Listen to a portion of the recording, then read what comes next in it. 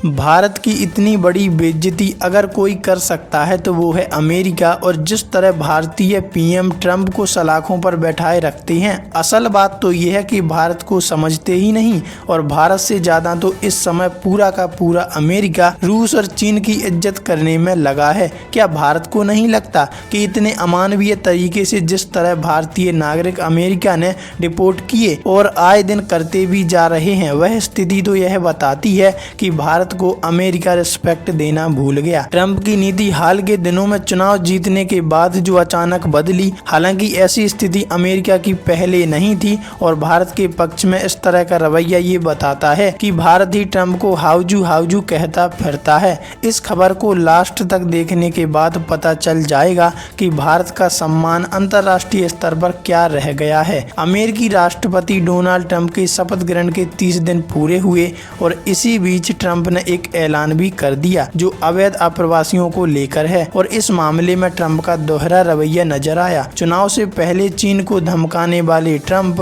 अब चीन और रूस के 3 लाख अवैध अप्रवासियों को डिपोर्ट करने के लिए सैन्य विमान नहीं भेज रहे हैं। अमेरिकी गृह मंत्रालय के मुताबिक चीन के 2,60,000 और रूस के 30,000 से ज्यादा अवैध अप्रवासी हैं। और इन्हें अब अमेरिका का कहना है कि हम इन्हें पैसेंजर फ्लाइट से डिपोर्ट करेंगे। डोनाल्ड ट्रंप की ये नीति और बयान दुनिया के सामने भारत की छवि को किस तरह रखते हैं, ये अब तक आप अच्छे से समझ गए होंगे। और अगर नहीं समझे तो देखो, भारतीय नागरिक इस संख्या के 10% से भी कम हैं। और किस तरह भेजा, हाथों में हथकड़ी, पैरों में बेड़ियां और सैन्य विमान से, जिसमें ना अच्छे से खाने की व्यवस्था और ना सोने की। और लगातार भारत में ट्रंप इन भारतीयों को डिपोर्ट किए जा रहे हैं। और वहीं दूसरी ओर इन दोनों देशों के नागरिकों को पैसेंजर फ्लाइट में, मतलब भारत का ओहदा चीन और रूस से भी नीचे है। और ये बात भारत को समझनी चाहिए तो ही बेहतर है, वरना दुनिया ऐसे ही जान रही है कि भारत की हैसियत कुछ नहीं।